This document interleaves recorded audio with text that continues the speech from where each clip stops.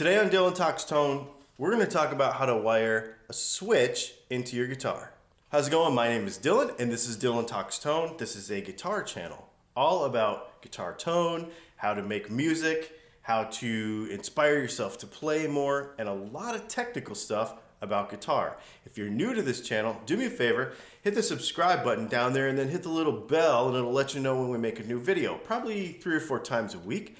And we have our live show every Monday night at 9 p.m. where you can be part of the experience and a really cool FAQ thing that we do every week. Today we're going to talk a little bit more about soldering. We did a little bit of stuff about soldering before, you know, the right kind of equipment to have and how the basics to soldering, and we'll put the link to that video up here in one of those one of those little video cards, so you can click on that and watch that as well. Let's talk about how to solder a switch. What I'm going to do is I'm going to grab this camera, I'm going to bring it over here, make it really up close. We're going to go ahead and use our soldering iron and our stuff that we've got here. Very basic setup. You can actually find it on Dylan Talks Tone. We just put links to the stuff that we like on a page on Dylan Talks Tone. I'll leave a link for that up there too. And then let's go ahead and I'll show you how easy this is. Okay, so here what we have is, as you guys have seen in my other videos, this is my piece of door trim that I've drilled a couple of holes in, and it holds my work because, you know, soldering, that's one of the most important things, is to have your work held very firmly. Now, a lot of times when you have this hanging out of a guitar, you're going to want to find a way to make sure, because, you know, most of the time your work will probably be hanging out of a guitar, right, with some wires on it and stuff. You're going to want to make sure that you hold that wire your work very firmly so that it doesn't move around a lot. A lot of times I like to go ahead and screw the switch in so that it's not moving. Now, there's a couple of different ways that you can do this. Now, there's a couple of things also I want to show you that you need to be careful of. On a blade style switch like this, because that's most of the time why we're going to be replacing a switch. Sometimes it'll have those square, you know, cheaper ones in like a lower priced guitar, and it'll wear out and you'll want to replace it with a proper blade style switch. That's probably 90% of the reason why guys want to replace them. Or maybe they're modifying them with a 4-way switch or some sort of fancier switch like that. This is an Oak Grigsby switch, so this is what they use in Fenders, and this is or what they have used a lot in Fenders. And this is so this is a pretty normal thing. Screw it in and have it nice and firm in here. Now what I want to show you is the mechanism of this switch. So this, let me put it in between. They call it a blade switch because there's a blade right here. And it goes in between 2 little fingers. There's a finger in the front and there's a finger in the back that kind of like pinches that blade in between it. All right, and the reason I'm bringing this up is because when we go to solder this thing, I'll show you what you really need to be careful of is when we solder up here in the eye of the switch, a lot of times if you use too much solder, it can drip down in between here and it can gob this up, and then the next thing you know, it won't be able to work because it'll block that blade from going in between there. So that's really the caution that I would give you when you're soldering a blade switch. I wanted to show you that before we got started, okay?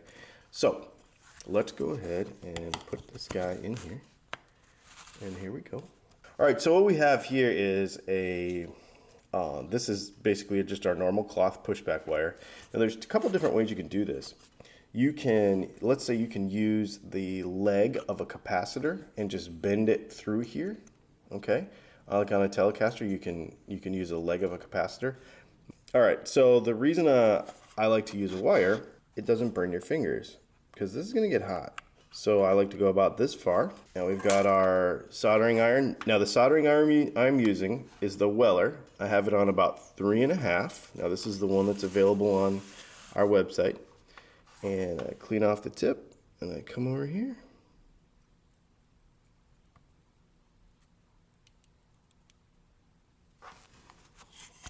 And we just touch it.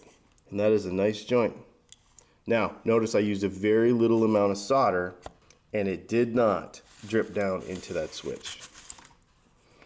Now when this is in a guitar, you'll have to, have the luxury of being able to switch this angle around so you'll be able to see it. That's a nice joint. So now we've done those two. So now I like to pull this back a little bit more. Go on to the next one.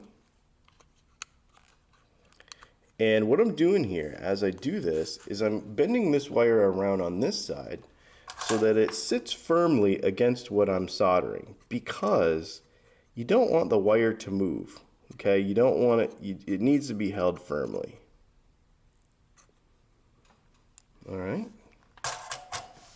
And you're like, that's easier than I've ever seen. It doesn't usually go that easy for me.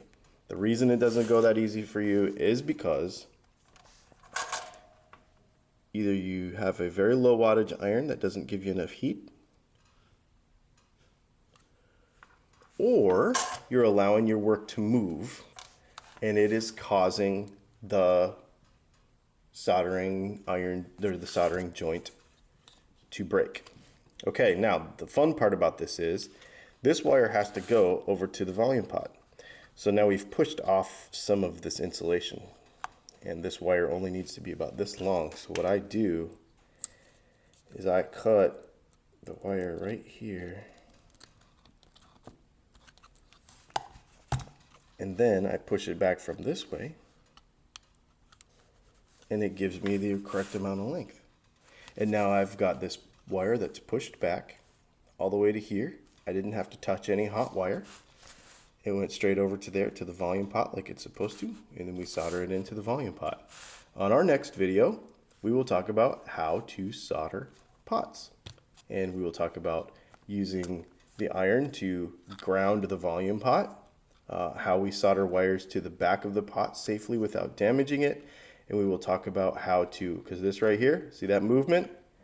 This gives people a lot of difficulty when they solder wires into pots. So next, on our next video, we will talk about how to solder a pot into a guitar. Well, hopefully that should give you some practical tips on how to replace a switch in like a Strat style or a Tele style guitar. If you need a switch like this, we have these on our website. We can shoot a link up here in one of those little boxes. Just remember a couple of key things. Make sure that you keep your wire still. Like you bend it through there so that it doesn't move around on you. Okay, that's number one reason why people will have difficulty. And number two, use the correct amount of heat. The soldering iron that we have been recommending to people, this Weller that we have on our website that we talked about earlier, I put it at about 3.5. That gives me plenty of heat where I can just barely touch. I don't overuse solder, because if you overuse solder on a switch, you can gum up those blades, okay? And that'll cause you trouble in the future. The question comes up all the time to me, what diameter solder do you use?